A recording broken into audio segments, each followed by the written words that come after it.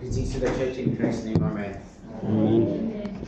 Greetings to the church in Christ's name, amen. Amen. God is good All the time. and all the time. His mercies His mercies endure forever. Preparation for preparation for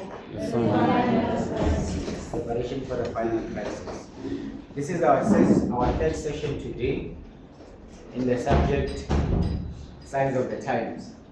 Our third session today in the subject signs of the times. Let us do a quick recap. By show of hand, what is it? What did we cover yesterday? By show of hand, what comes to your mind? What is it that we covered yesterday? Yes? The sieges. The sieges.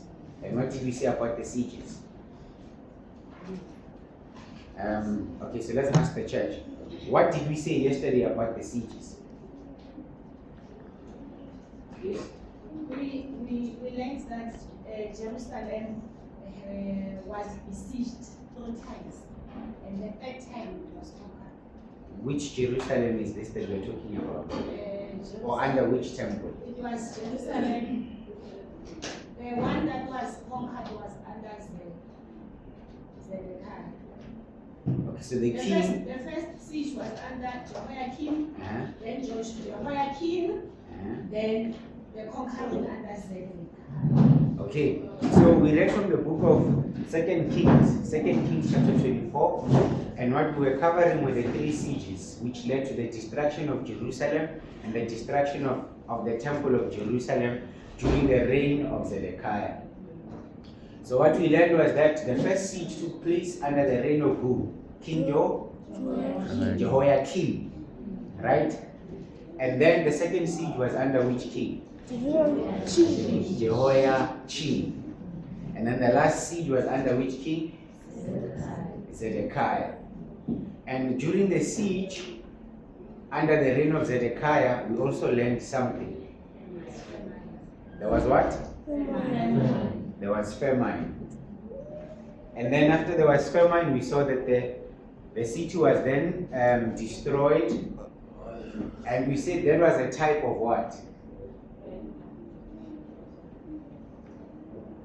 We did not make use of the word, but we applied the type.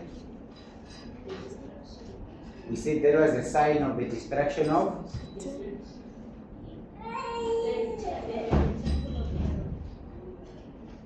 the temple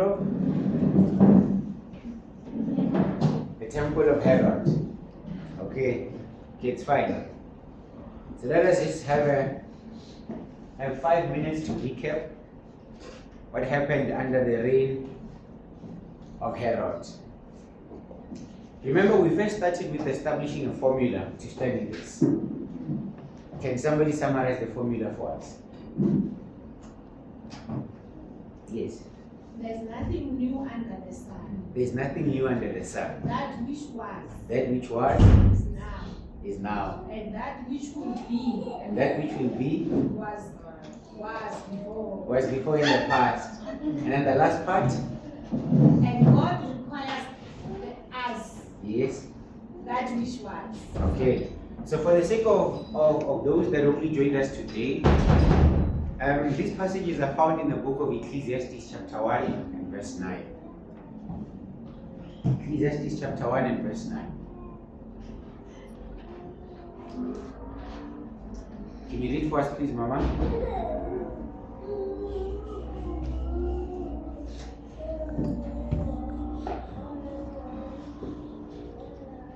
Netemba, can you please read Ecclesiastes 1 verse 9 for us, please?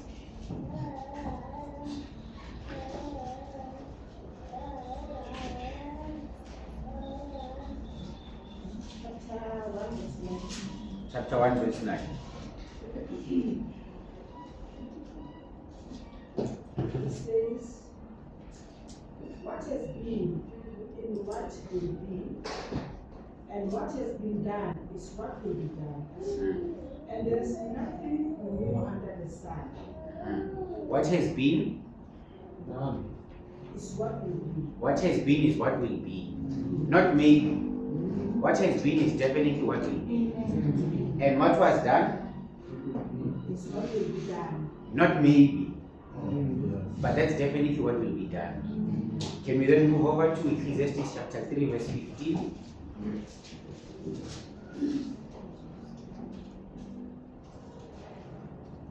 Yes, Johanna. Chapter 3, verse 16. Verse 50, 1-5. It says, that which is already has been, that which is to be already has been, and what seeks what has been driven away. Okay. Which version is that, Mama? Holy Bible.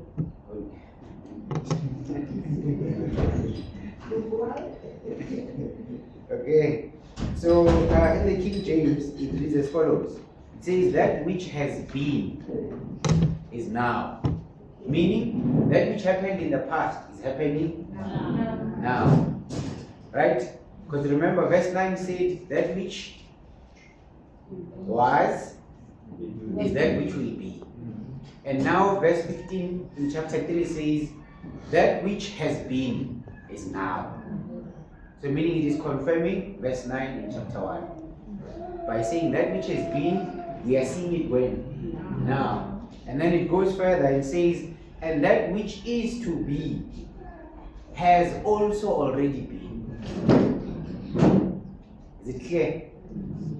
And God requires that which is what? Which is past. Are we together? So this is the principle that we have been following up until this moment. And we sought to prove this principle to be valid by going to which book? The book of Daniel. And we said, what this principle is telling us is that if we want to know what is to take place today, we need to look in the past. What must we look for in the past? What is similar to our situation today? What is similar to our situation today?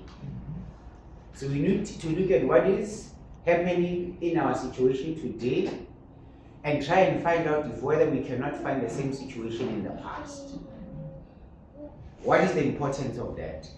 What is the importance of us looking for the same situation that we find ourselves in today in the past?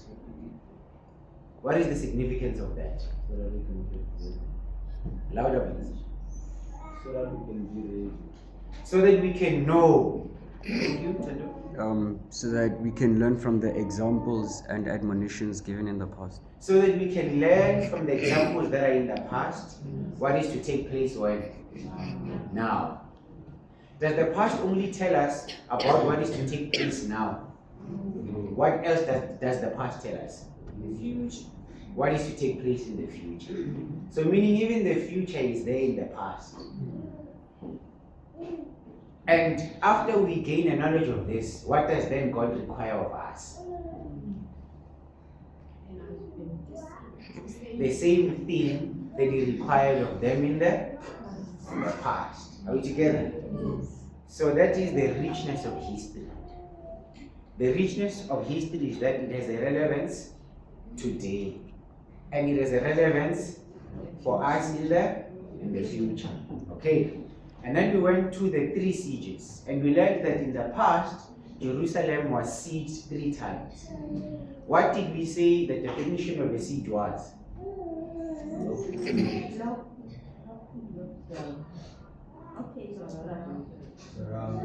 To be surrounded. For what purpose? In order to overwhelm and conquer. In order to overwhelm and to capture. And then we said, what is another word for surrounded? Locked in or locked down. Right? That's what we saw in the past.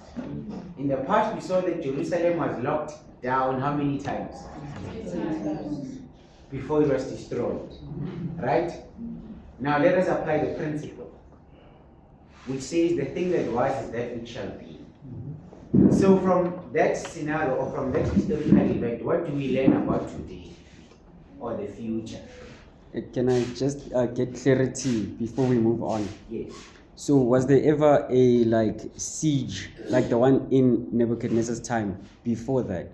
So like right, we've said that what is now has been.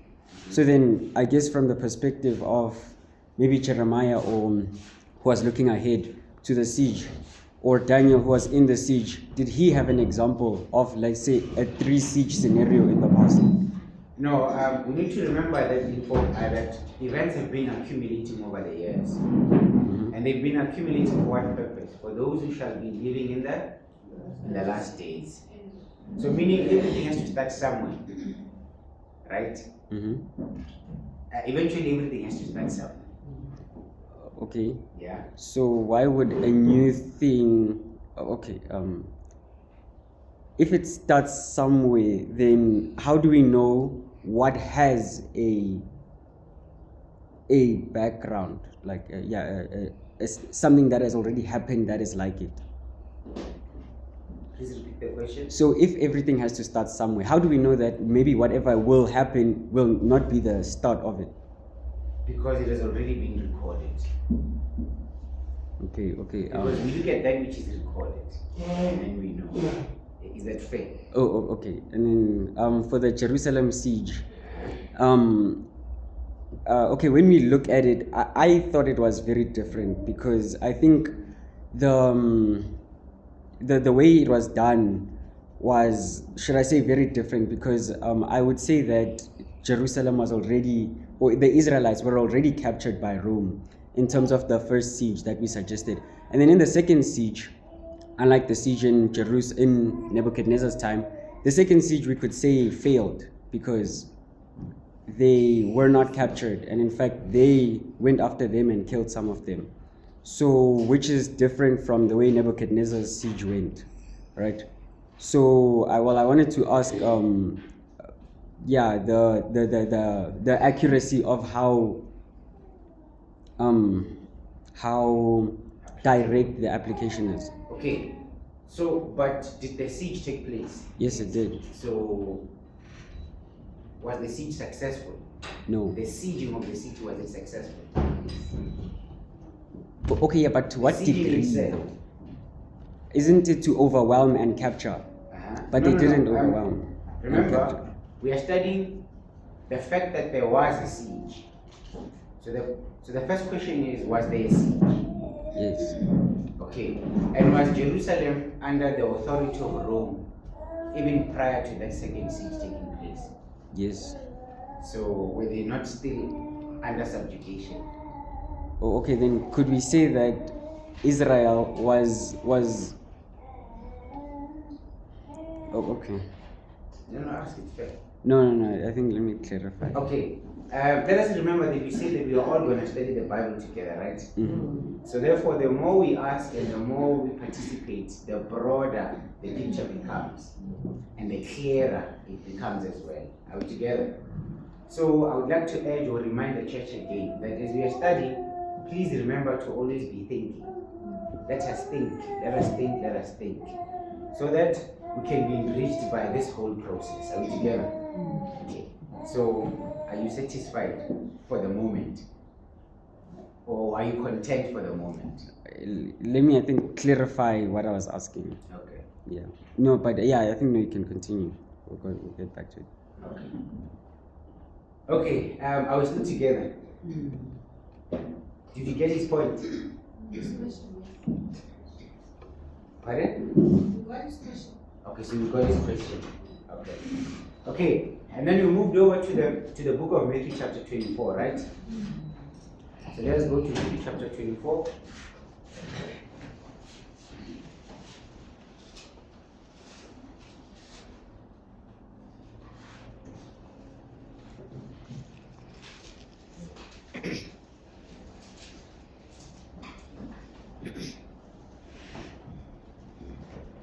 Are we there?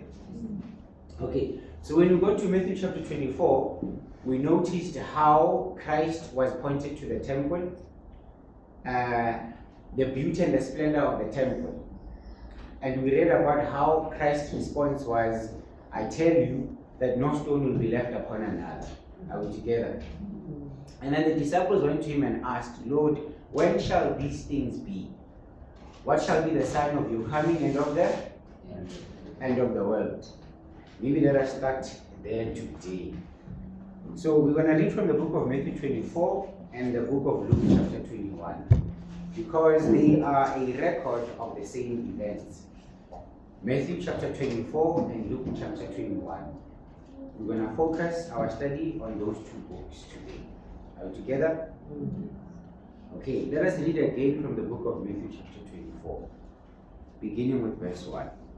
Can somebody please read for us? Then Jesus went out and departed from the temple, and his disciples come up to show him the buildings of the temple. 2. And Jesus said to them, do you not see all those things? I say to you, not one stone shall be left here upon another, that shall not be thrown down. Let's pause. Are we following the story? Okay, verse 3.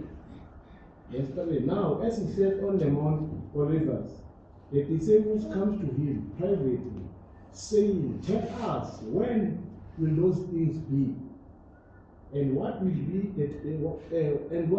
the sign of your coming and of the end of the age? Let's pause.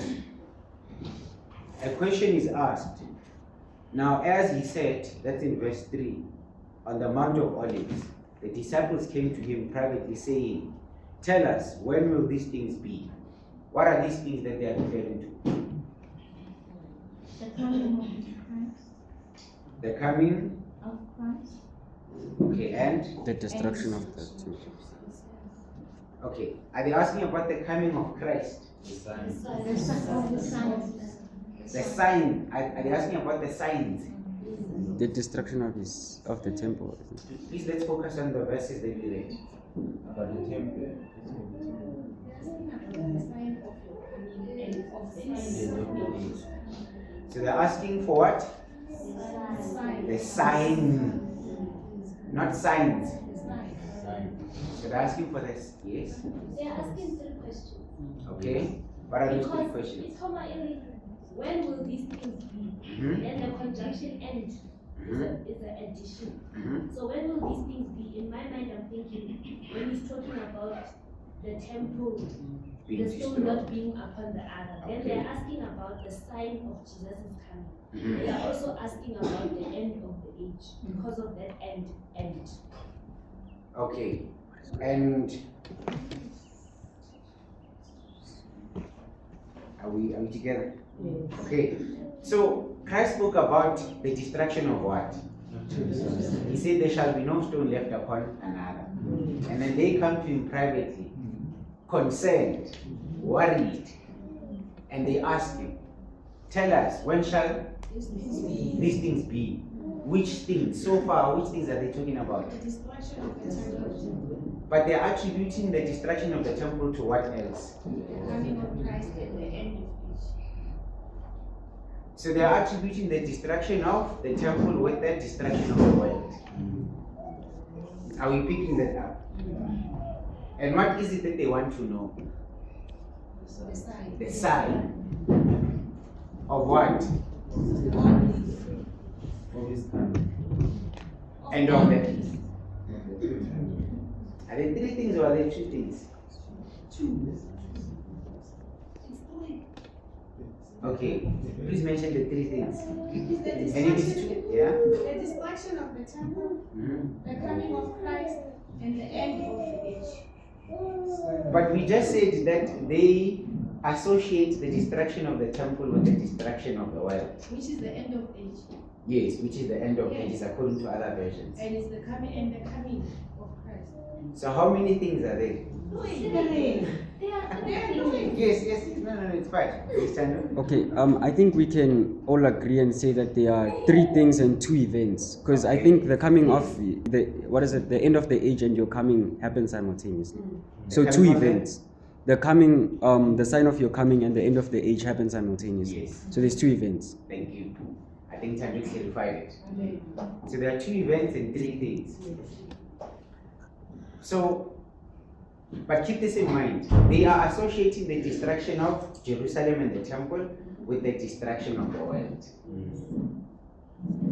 So Christ is responding to the destruction of Jerusalem as a type of the destruction of the world. Is that clear? Is that clear? Thus, therefore, meaning that the events which lead to the destruction of Jerusalem are similar to the events which lead to what? The destruction of the world. Are we together? That point is very important. Are we together? So meaning, in us understanding how the world will be destroyed, we need to understand how Jerusalem will be destroyed. Yes. Are we together? So the events which take place leading to the destruction of Jerusalem are a type, or they are an example, or they are a lesson of the events that will take place leading to the destruction of what? Are we together? Okay. And let us not forget that then the disciples asked for what? For a sign. Meaning the sign that will show them that Jerusalem will be destroyed is the same sign that will show the whole world that what? That the world is about to be destroyed.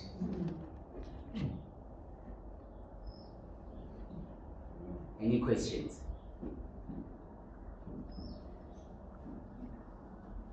Any questions? We'll speak Nicodemus. Okay, so we are together. So as we are studying now, let us think. Let us think and remember that this story is not solely or only talking about the destruction of Jerusalem, but it is talking about the destruction of the world. Are we together? Okay, let us continue reading from verse 4. Let us read slowly. Can somebody else please read for us? Sister Irene, can you please read for us? Verse 4. And Jesus answered and said to them, take heed that no one deceives you. Okay, let's pause.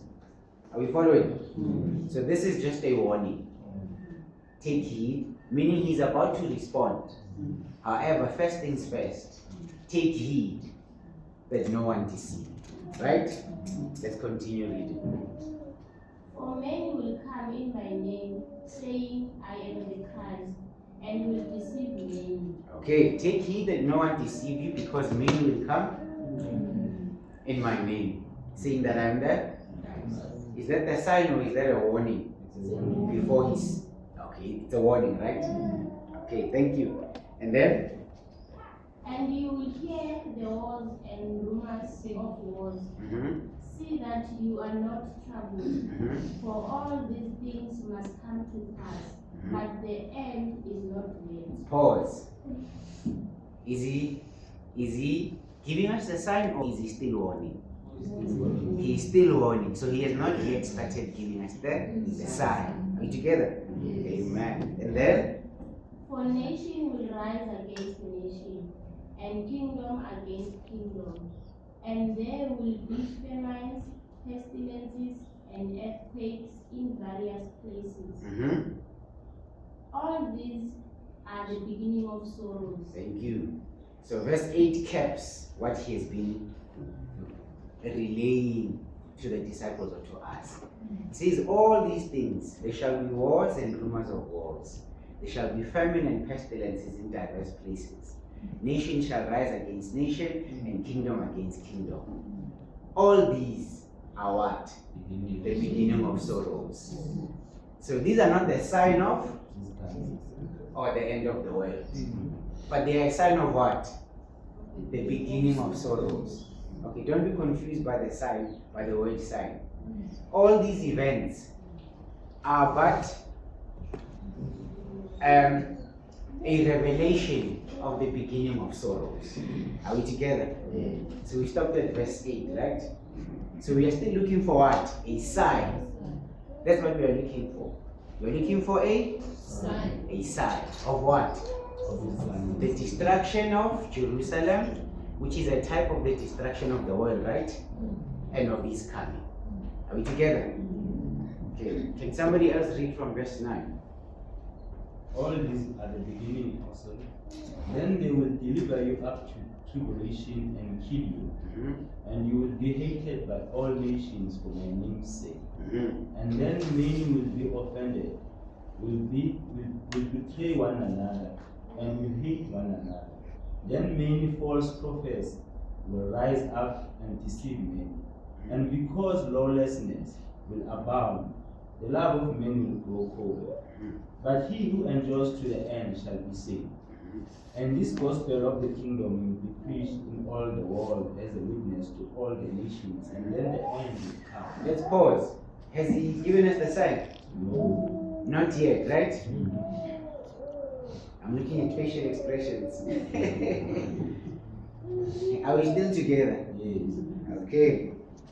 Whenever we read, please let's read slow so that we can all follow. Nah?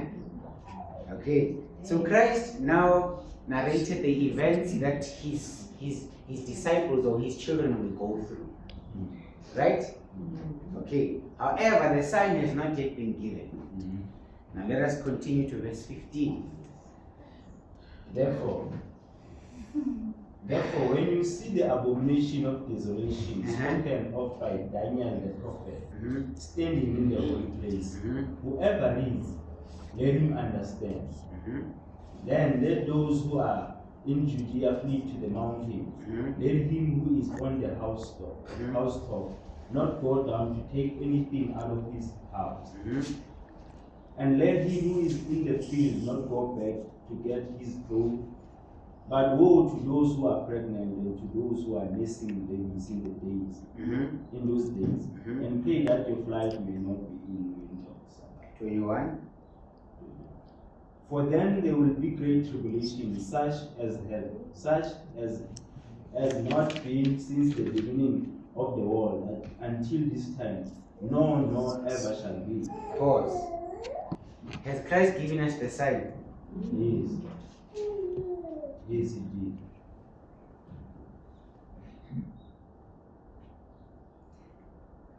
I repeat the question. Let's read again.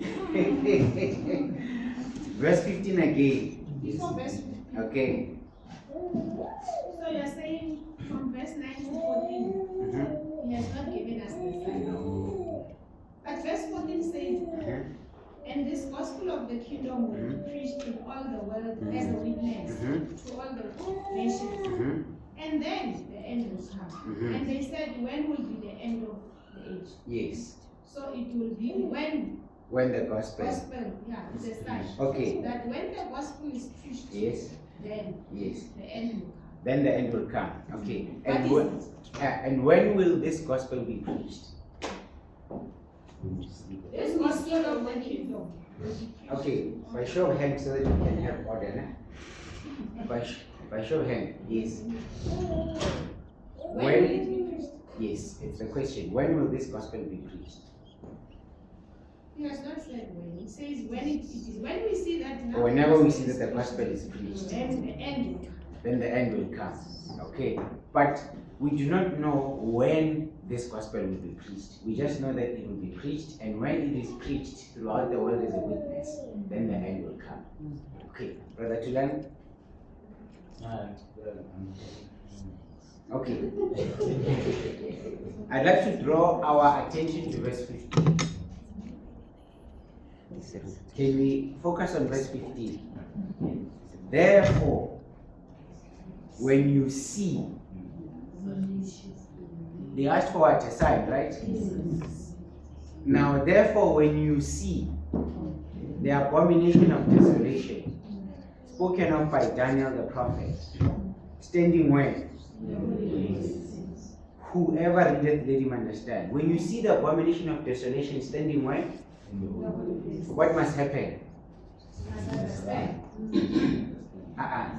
You must understand is in brackets. So let's jump the words in brackets. You must go to the mountains. You must flee. Flee from where? From the city. Which city? Jerusalem. The one that is about to be destroyed. So what is the sign? The abomination of desolation. When you see the, because remember, what was the question? When shall Jerusalem be destroyed? And Christ says, when you see the abomination of desolation standing where? Then what must happen? Why? Destruction is here. Is that not the sign?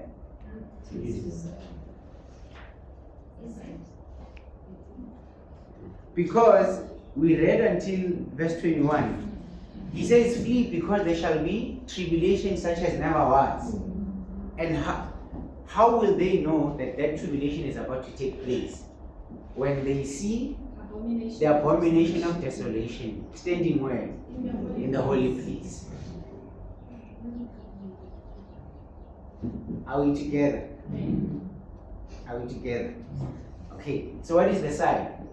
The abomination of desolation in the holy place. I was saying, so what is the sign? When you see the abomination of desolation standing where? What is the abomination of desolation? We studied this last week. By show of hand. The papers. Are we all in the same class, man? Yes.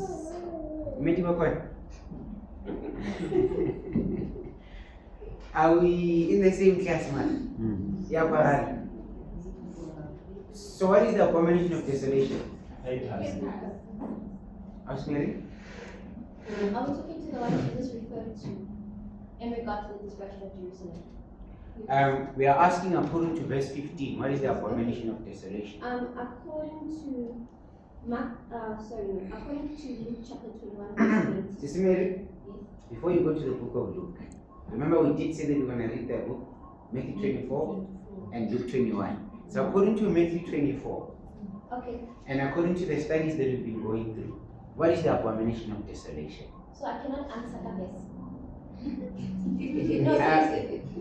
I already hear where you're going, and Okay, Eric, I was straight to the point. Okay. The abomination of desolation was the siege of the city by the Roman legions.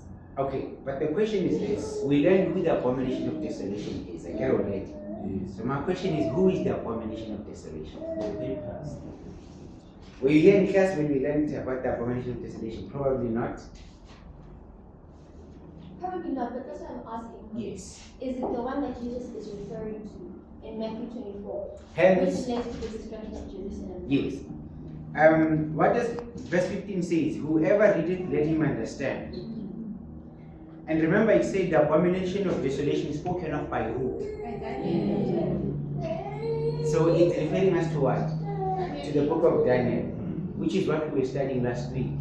And according to the book of Daniel, who is the abomination of desolation? You were in the kitchen.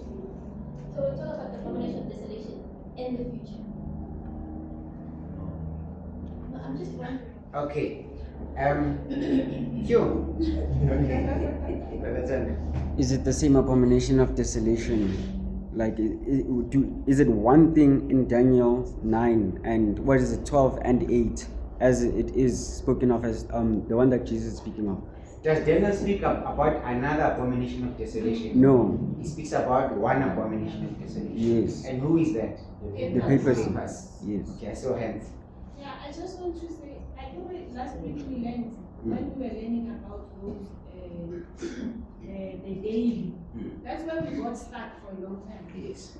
That the daily will actually be removed by the Abomination of abomination of desolation. desolation. Yes. And the daily is the Pagan. pagan Rome or paganism, Yes. which will be replaced or by papal power, Yes. which will come and cover paganism in Christian clothing. Yes.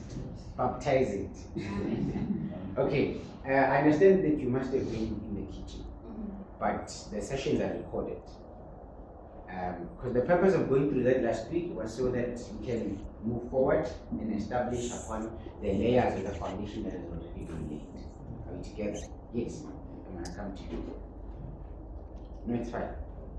So, since all the abomination of desolation that Daniel was talking about was the papacy, then how is it that Okay, I get he's answering in terms of Jerusalem being destroyed and also the end of the world. Yes. So then, in terms of Jerusalem and the physical city being destroyed, how does it apply? Because I don't think the people city is there at the time. That's what I'm trying to understand. Yes. as well. Let us. Okay. That's where you're going. Yes. Remember, Christ is answering a multitude of questions. Okay? And for us to understand the complex, we need to first understand the simple. Because the simple lead you to understanding the complex. Are we together? So for now, the Bible has told us that the abomination of desolation is the papers. Right? That is what is clear, right? So therefore, what we need to understand is how does it apply? Of which the question is valid. Right? However, what we have read so far stands sure in that the Bible tells us that when you see the papacy standing in the holy place, then you must flee. That's clear, right? Right? Okay, ma'am. It's not clear. It's not clear. Okay.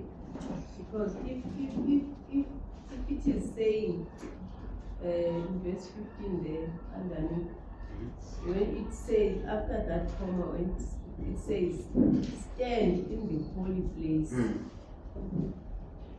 So when he stands, when this person stand in the holy place, now I thought it was the time when the state and the church will unite, and then they will announce the instead of the Sabbath day. Yes. That's the holy part. Instead of worshiping on the Sabbath day, then they put their own day, which is Sunday. Okay. You are applying the verse. We are coming there, ma'am. Oh. We are coming there. You see, this is sometimes that's what we do. We apply the verse without first establishing the primary interpretation of the verse. Oh. So there's a primary, there's a secondary, and sometimes there's a tertiary interpretation of the verse. I just want to see if I remember well. Last week we studied that outside Jerusalem, There was a place that was called the Holy Place, where, in actual fact, in the Old Testament, in the olden times, that is where Abraham Want to sacrifice? sacrificed Isaac. Yes. I guess Yes. that is the holy place. That's what we covered last. Week. Yes. Yeah. So in my mind, I'm thinking, It's fine. when the abomination of desolation is standing there Yes. in Yes. that holy place, Yes. then why not? Okay. Yes. So I think I'm understanding, but I'm not sure if I'm understanding. Yes. So let's say I'm a room. Yes. Okay. Uh-huh. And then in I think there was the pagan room. Then there's the papal room. And then the same room is overtaking itself to be another room. So does that then mean for the abomination of desolation, in this case, I guess I took it papal room, but in their time, because it's the same person, was the pagan room. Okay. No. Good questions. Remember, we're gonna read from the book of as well, right? And we need to think. We need to think. Nah? Let us think. Remember, there's a law of biblical interpretation which says no one line or no one verse or no one passage of scripture must be used to do away with the other.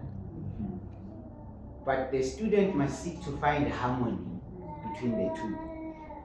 Meaning, do not use one verse to cancel out the other. Because if you're doing that, then you're going to ask, okay, then what about that verse that you just cancelled? So whenever there seems to be like there's a contradiction, we said that the problem is with who? It is with the student. And the student needs to wrestle with the scriptures until there is harmony between those two passages. So all your questions are valid, 100% valid. Are we together? So what we are going to try and do right now is find harmony between all the questions that you have and what we have read. However, what I was trying to do now is not do away with this passage. Let us not do away with the abomination of desolation being the papacy, because it sounds like it is contradicting itself. Are we together? It sounds like there is a problem here. So we cannot do away with the fact that the abomination of desolation is the papers. Because that's what we studied and that's what Daniel showed us. Are we together? Now let's go to the book of Luke chapter 21.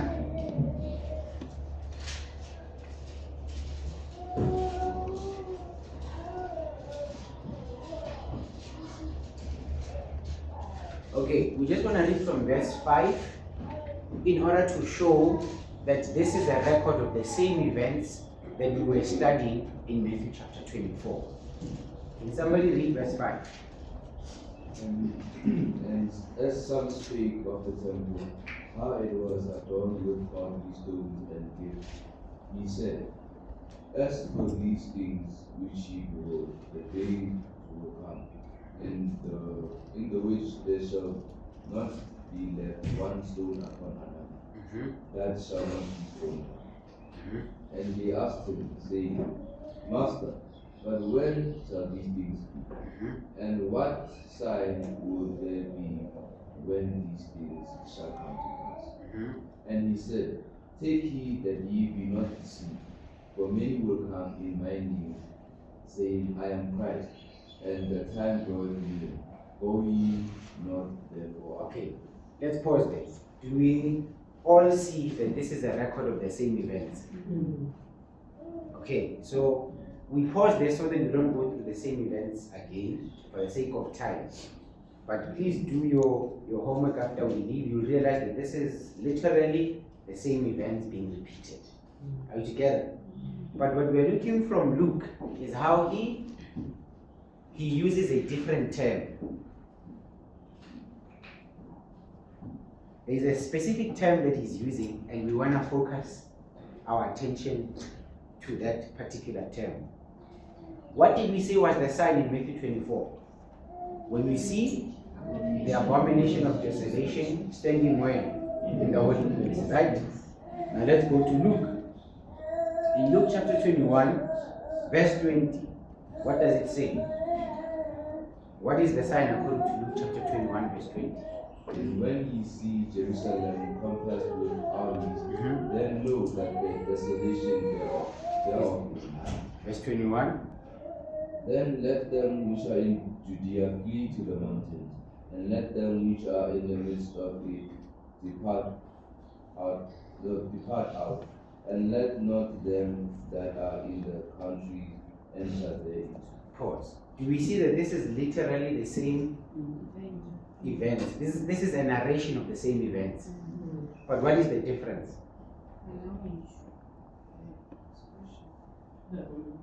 By show of hand, what is the difference between verse 20 and verse 15? Verse 20 of the book of Luke and verse 15 of the book of Matthew 24. What is the difference?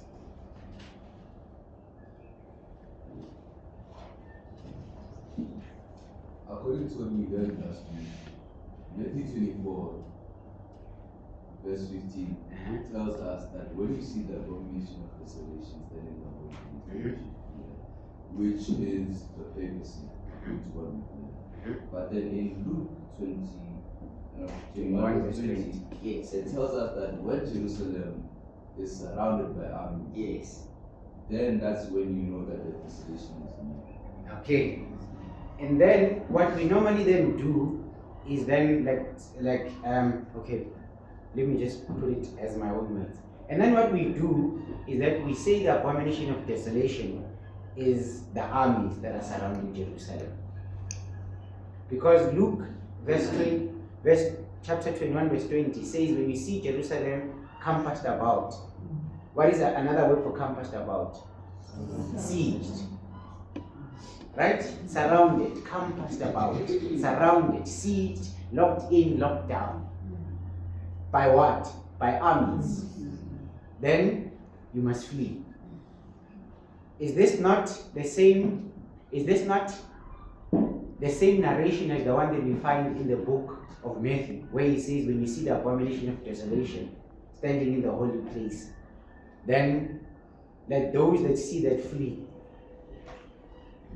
Is this not one and the same things? No. I'm saying, are they not narrating the same story? Yes. But are they not saying two different things?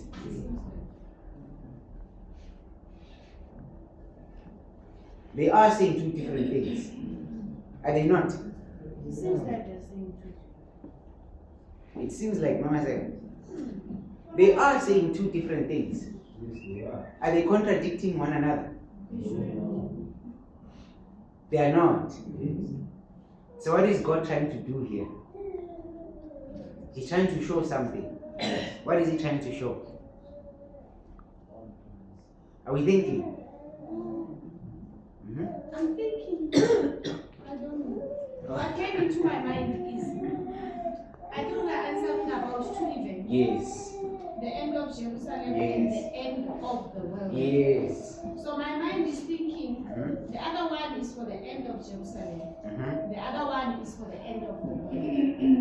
Okay, so which one is for the end of Jerusalem and which one And is for the the end one of the world? in Luke is for the end of Jerusalem. Okay. And the one in Matthew is the end of the world. But did we not say that the sign that will lead to the end of Jerusalem is the same sign that will lead to the end of the world?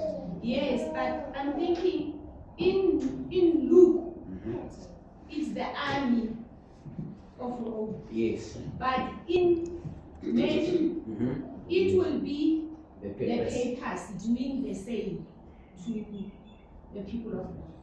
Amen. Brother Chandra? I think it's like the same for both of them. Louder, please. I think it's the same for both of them, so I think it applies to both of them, or both apply to both of them. It's just the expression is more inclined to be understood for each class. So like in terms of the abomination of desolation, I think that can be understood more directly with the end of the world, but it's still fully applicable for the destruction of Jerusalem. And I think we're leading to saying that the surrounding of Jerusalem is more inclined to be understood for the destruction of Jerusalem, but is also fully applicable for the end of the world. Thank you. Sisimir? Okay, so I'm noticing here already, Jesus is mixing the two together. As we're seeing in Desire for Ages, where she says he mingled the description of these two events together. Yes. So, in other words, what I'm picking up is he was talking about the literal surrounding of Jerusalem by pagan Rome again. So, the one that happened literally when the city was being surrounded involved pagan Rome. And the one that is described in Matthew 24 involves papal Rome. So, it is the two stages of the same power. Yes, and they are linked They're linked together. together. So they are likened together. So meaning God is saying, hence, there are brackets that say, let him that readeth, Understand? hint, hint. This is the time to think. Hint, hint. When we are gathered here, we are going to have this scenario taking place. This apparent confusion taking place. So meaning God is saying, I'm trying to hint something here. Please focus, please focus. I mean, if God says, let him that readeth understand, it means he's saying, really take your time and try to immerse yourself in these things. Because there is more than what meets the eye. Are we together? So it means there are similarities between the two, and yet there are differences between the two.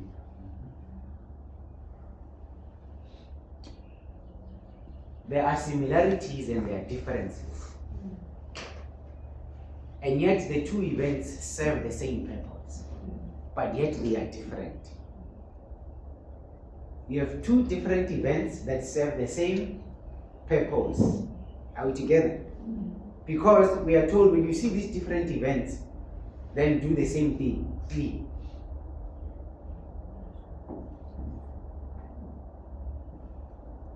Now I'm convinced that the church is thinking. Praise the Lord. Maybe Okay. if we can take relate them. Right, with differences and similarities. I don't know. Okay. They are not. The similarity is that God says, When you see the army surrounding Jerusalem, flee. When you see the papacy standing in the holy place, flee. That is the only similarity. But the events are different, but do the same thing for those two separate events. Are we together? Okay. Are we all clear?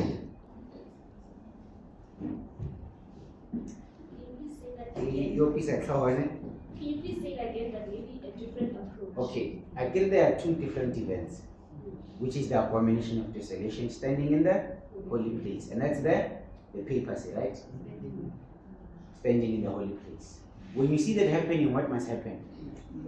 You must flee. And then Luke then says, when you see Jerusalem surrounded or under siege, what must you do? Flee. Are those not two different events?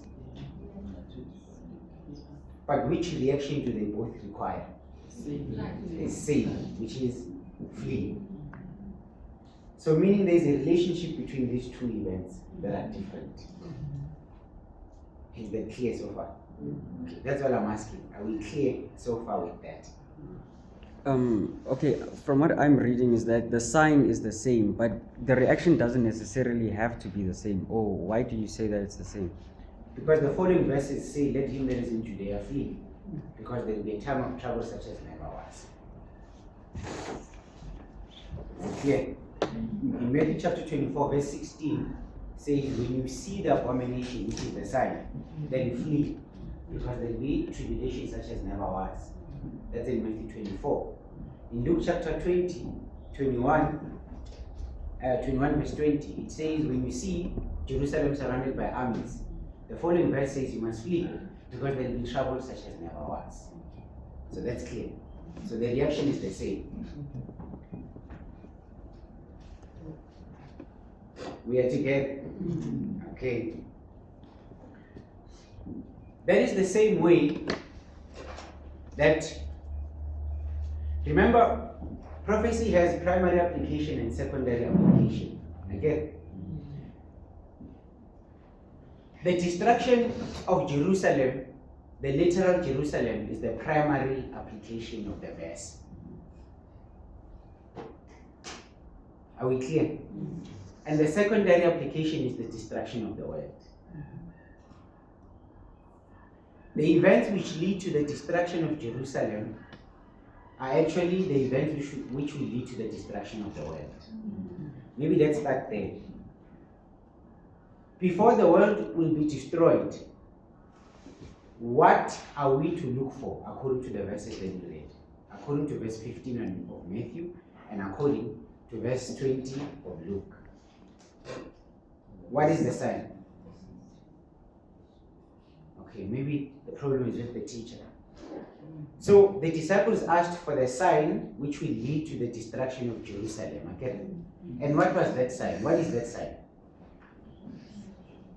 The siege, armies, also the abomination. Yeah, according to Luke, it is when you see the army surrounding what? And we call that a what?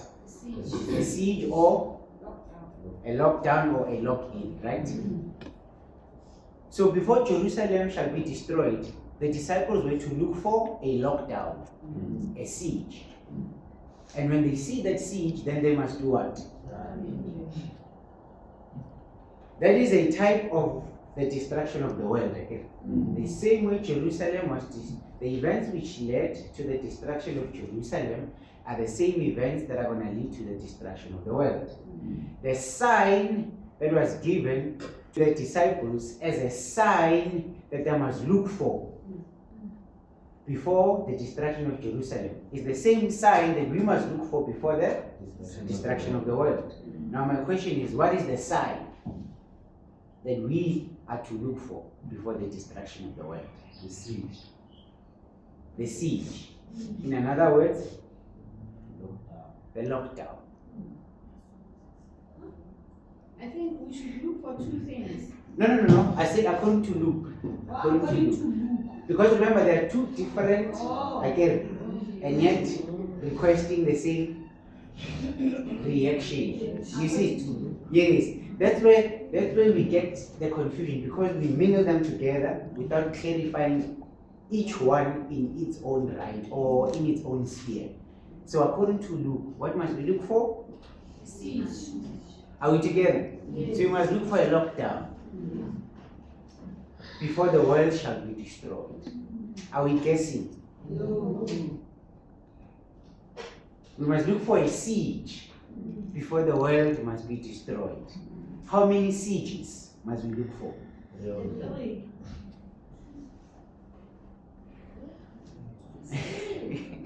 Okay, it's fine. It's fine. Okay, Ish, I think we really need to clarify the siege thing. So, from what I'm getting, right, is the application of the siege to the, what is this thing called? To Jerusalem, right? The one in Nebuchadnezzar's time, right? I think the specificity of the event is very important as to what to look for, right?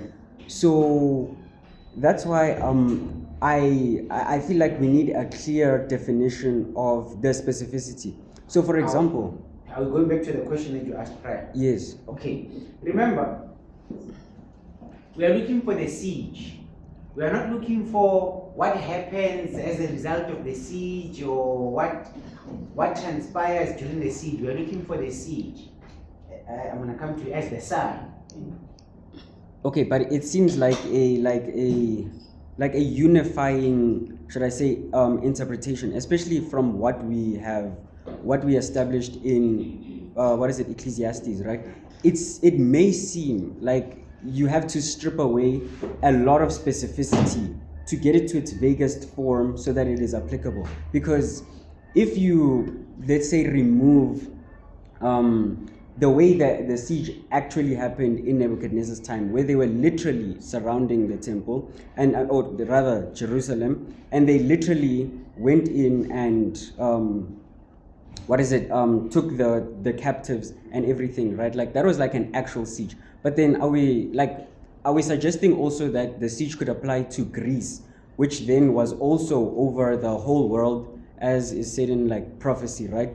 But was definitely in the most holy place. Okay, long story short, I've heard an interpretation of the abomination of desolation applied to Antiochus Epiphanes, who was in the holy place for 3.5 years. He was around there, right? Now, if we were saying that ruling, right, was a siege, as we said for the first siege of Rome, right, then how can we not expect there to be 3 sieges following?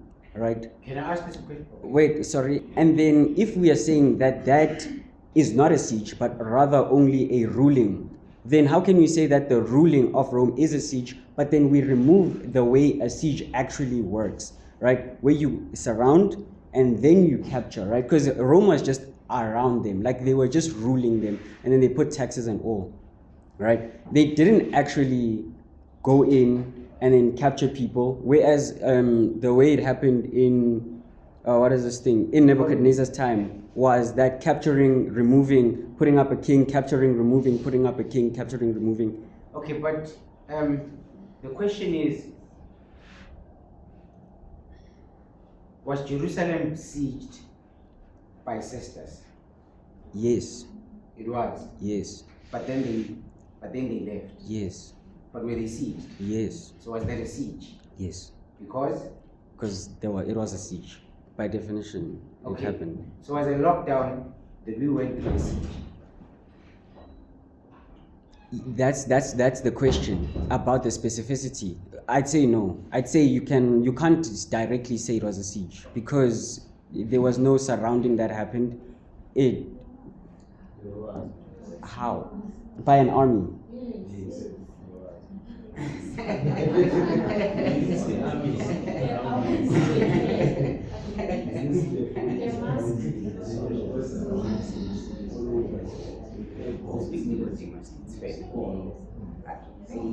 me, everyone is saying there was.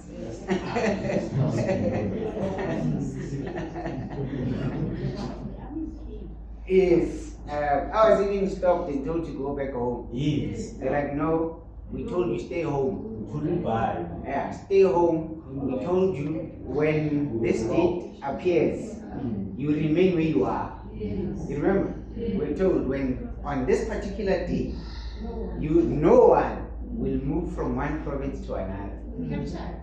And if you live on this side of Gauteng, you literally drive for like 5 minutes and there's a border between you and Mpumalanga. Like for example, from Broncospruit to Springs, I have to move from Gauteng, go into Mpumalanga, leave Mpumalanga and go into Gauteng.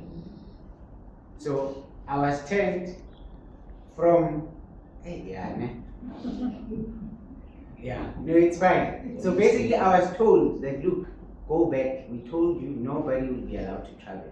Then I had to find gravel routes, or find gravel routes. This is just a testimony. Okay, just one last question. Was the objective to capture? Let's speak Nicodemously. For the sake of time, let's speak Nicodemously and then so we can move forward. Yes, sir. Okay. Please give me time so that I can gather my thoughts together. Yes. But it's all back in history a little bit. I know sometimes you want a specific answer for a specific question, it will be this thing, but some of us, our minds don't always function that way. So, actually we talked about the first time Nebuchadnezzar being the one who besieged Jerusalem, right? So, there's a combination of three powers that led to them being besieged. Number one, God allowed it to happen. Okay? Number two, Nebuchadnezzar came in and besieged the city because of their sins. And thirdly, we are told that Israel themselves destroyed themselves. So God, Nebuchadnezzar, Israel made that whole siege possible. Okay. And furthermore, we see a pattern because I believe if we could be like a type and anti-type, then there needs to be a repeat of the patterns as well. For example, Rubana rejection, Rubana desolation, Rubana destruction. Let me give examples. Rubana the rejection of Jesus Christ the Messiah, which then it's also another event, which is when the temple was left desolate. Remember when Jesus said, "Your temple has been left to be desolate." Okay, fine. And then Jesus then talks about the destruction of Jerusalem. Why? Because they rejected him. Now the temple is desolate. And then he talks about the destruction of Jerusalem. After that, Ubulelaka, the abomination of desolation, or Ubulelaka, the signs that they should look out for. And after that, lastly, then Jesus, after that, lastly, then the destruction takes place finally, fully. Now, if one of these patterns, right, because remember, as it was, so shall it be. Now the question is, are we not expected to somewhat see the same patterns unraveling, but more so on a global scale because we are now spiritual Israel, there's no temple, but do we then not expect to somewhat see the same patterns unfolding? That is just my question. Okay. So my question is, personally, are you not seeing the same patterns unfolding? There are a lot of instances where I can see the same patterns unfolding, but more certain specifically to siege because I see there's a lot of emphasis on siege, lockdown, and whereas the word siege could also mean siege or throne, but we're not talking semantics, we're not going to do word games, but I just want to know how we will see the same unfolding of patterns when it comes to the siege, even when it is being focused on right now. But I could deliver this context, so I really want to know, will the same patterns unfold when it comes to a worldwide siege now? Okay. That is what I'd like. Please mention the first pattern in simplicity. That is as simple as I can get. There's a rejection, there's a desolation. Okay, wait. Can you do one point at a time? So the first one is? One rejection. Of what? Of Jesus, of the Messiah. Okay. Are we seeing it globally? Yes. Are we seeing it globally? Well, Let's say. Can we focus on okay, What was so let me put it like this. With Christian nationalism and all of those things, I wouldn't exactly say that they just have a misconception. Okay, let me put it like this. When Nebuchadnezzar destroyed Jerusalem, what were the patterns? Who did they reject and how did they reject him? when The Nebuchadnezzar. laws, God's laws. They trampled on God's laws. By? They sinned against the Lord. By? What do you mean by? How did they sin again? Because the same sins that we see in Jerusalem before the destruction of Jerusalem are the same sins that we see today. Okay. So hence I'm saying, is that not met? That first criteria. Well, yeah, but we do see a trampling of God's law if we're going to talk about, because it's a way of rejecting God, because it's a transcript of his character. Okay, and remember, before Jerusalem was destroyed, Christ actually was killed. Right? Remember, we need to see the events in the temple of gold, meaning that was built by Solomon, I agree. and the same events in the temple that was built by Nehemiah, Ezra, and so forth, right, in Zerubbabel, right?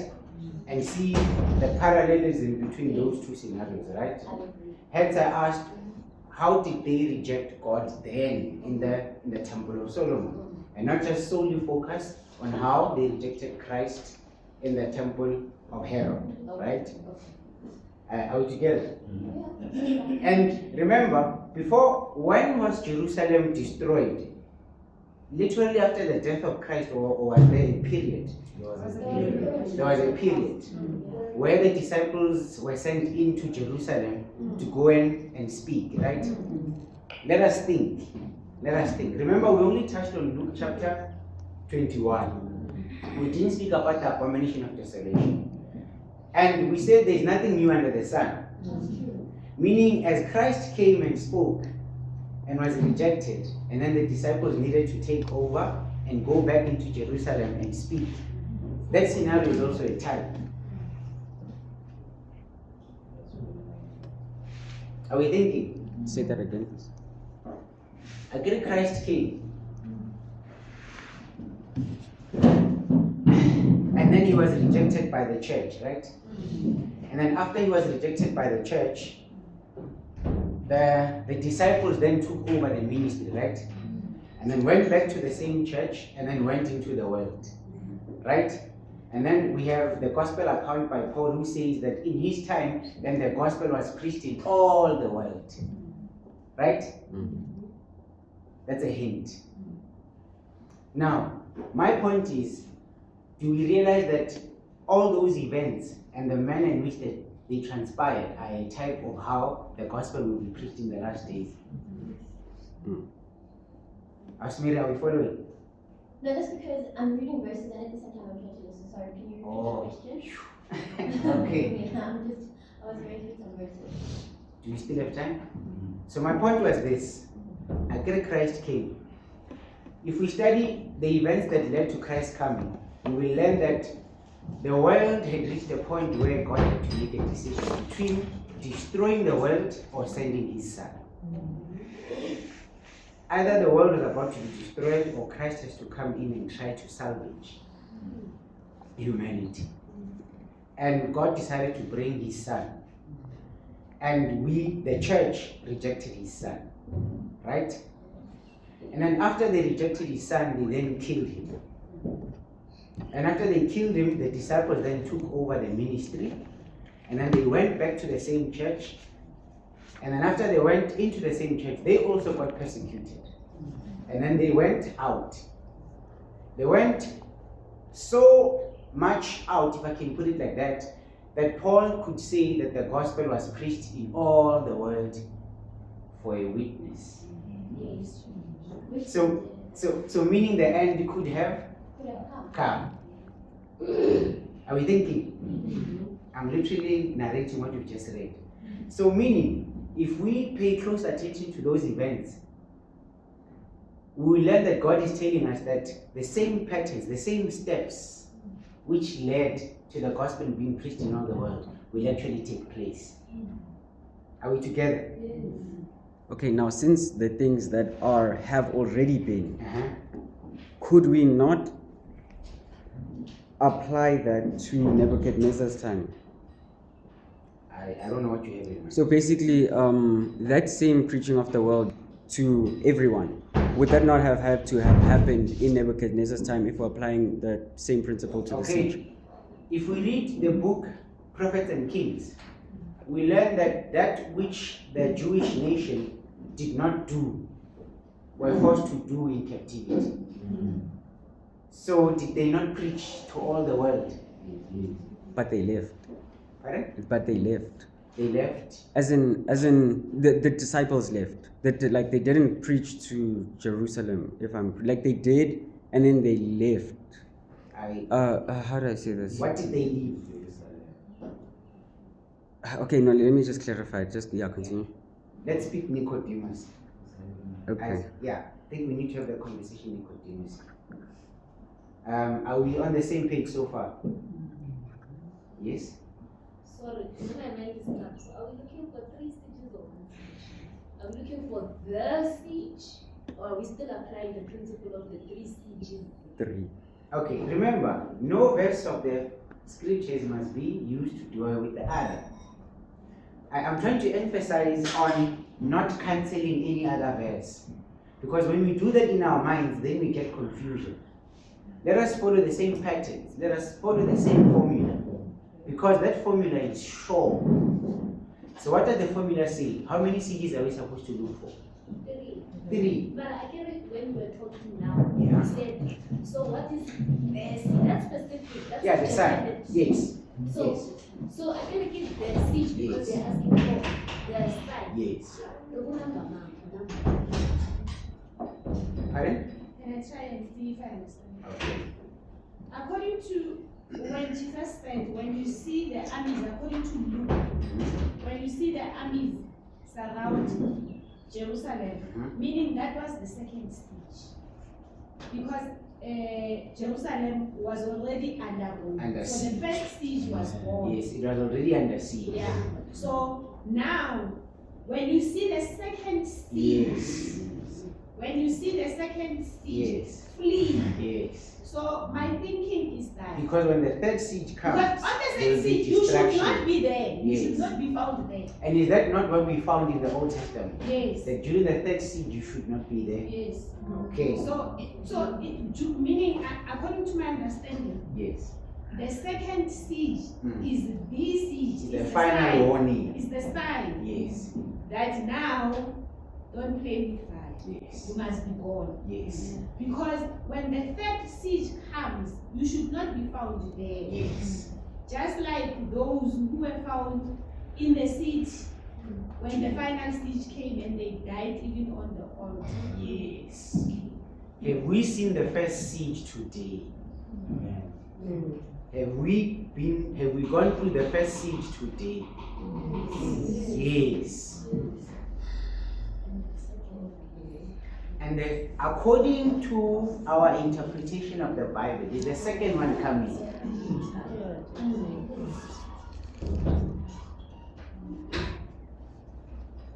You must not speak in parables. Yeah. Okay, please ask the question. Okay, please, okay, let me be simple. Which parables did I speak? Clarify by myself, please. No, I'm saying speak clear language. Okay, you have to help me because I'm thinking that maybe I am clear and perhaps I'm not. So that's why we are studying, so that everyone can feel free. No, like Yeah. I What should I clarify? Your question. Which one? I didn't go. Has the first siege taken place? Yes. Yes. Carefully. Or you're I asking? get it, you are leaving it to us, and then Yeah. now my brain will. Yes. Then she's asking, because the class is saying yes. She's asking which one was that?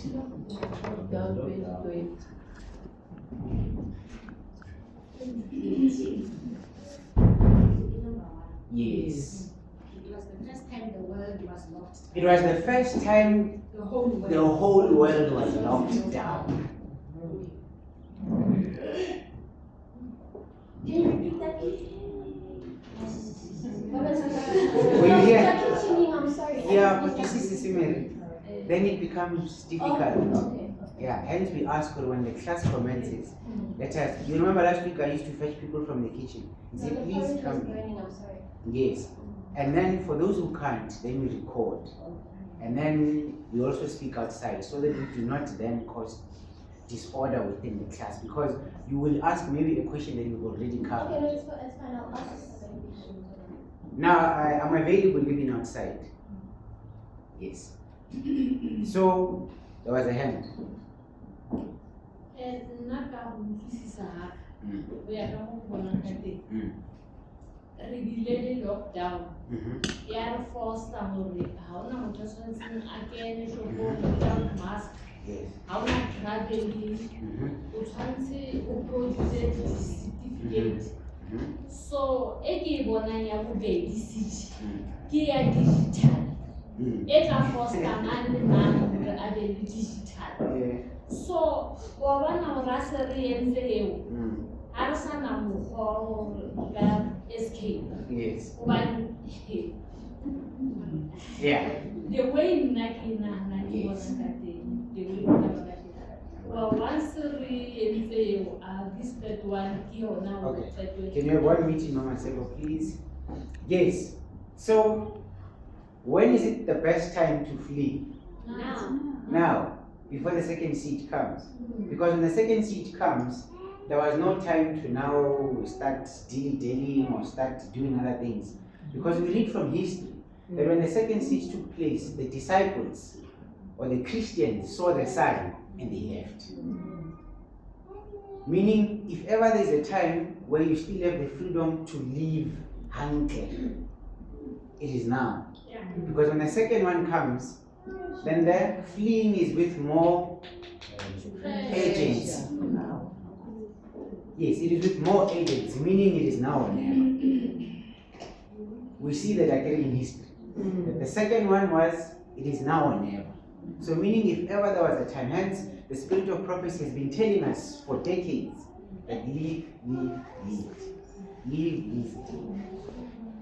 Brother Tando, and then maybe we'll take one final hand and then we'll close. That's fine. You continue. Okay. Are we together? So the purpose of this study is to show that actually we are already in a pot of boiling water. Let's say it's still hot at the moment. It has not yet started boiling. But the heat is increasing. It's increasing. Like Mama mentioned, the digital systems. Mama. So how can you maneuver around this one that is coming Which one? of the digital? Okay, no. Remember, we don't yet know. We are speculating. So let's not maybe go there because we do not know how it's going to transpire. But Hence- to be on the safe side, we must be living in the countryside. Yes. Okay, with the literal siege, actually it involves some type of Roman power. Right. Yes. Now, if we're going to say, for example, the pandemic Yes. or the lockdown Yes. was a type of siege, then the question is, then how does that involve some type of Roman power? Okay, so let's answer that question and then we close, ne? Okay, Mama say. You can just add the answer Yes. along the same lines. So, as Israel was under Rome, when Jesus said, when you see Jerusalem, meaning they were now besieged already. That's where we are now. Yeah. Am I right? Now, yes. Now, like yes. us. We are where Because they we were. went through it, Yeah, yes. we are. Where When they these words were were, spoken. when these words Amen. were spoken. Amen. Amen. And we are doing what they say we must do. So they literally directly apply to us now. Okay. Who, to answer your question, who was the one figure that was leading English, ne? Who was leading the process in which, or the process that every country was supposed to follow? If we're talking about Anthony Fauci, the Jesuit, I'm aware that he's a Roman Catholic, Yes. the Jesuit. Yes. Yes, I'm part So of who do that. Jesuits then work for? I know that they work for the papacy. Okay, and if they were spearheading or leading the whole movement and they work for the papacy, then who Okay, was behind the whole so are we thing? then concluding that the whole pandemic was formulated by the Jesuits? Come again, sister. If you like our one, Pandemic. yeah, COVID-19. In other words, we're trying to say the Jesuits, That's by the a the whole COVID-19 situation so that they can deliberately trap the entire world. So that's the supposition. Look, okay, time. We are not